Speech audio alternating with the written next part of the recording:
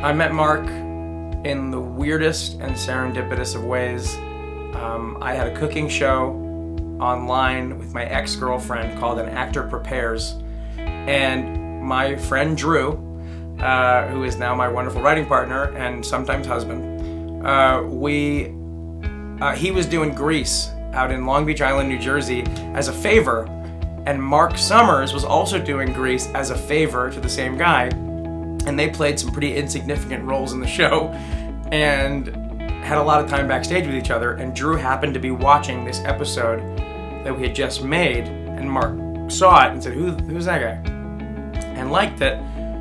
And then he takes Drew and I out to a bunch of dinners, and through those dinners he started talking about his life, because his life is showbiz. He's been in showbiz since he was 12, 13, 14 years old.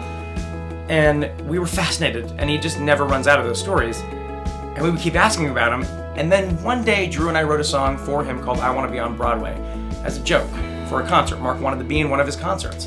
And so we did. We did him a solid. And after that, he totally caught the acting bug and was like, I want to do this, and I want to do a one-man show. To which I said, famously now in our group of friends, that's great, but you're not compelling.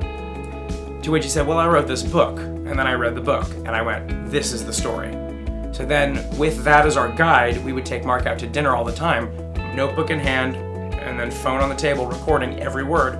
We would ask him questions about everything, about his relationship with his parents, about being fired from the Comedy Store, about all of his trials, tribulations, and successes. And we could take him out to dinner for the next 2 years, and we'd have material. That's the one thing I'm afraid of with this show, is that we have this material, but there's so much more. We could do a sequel.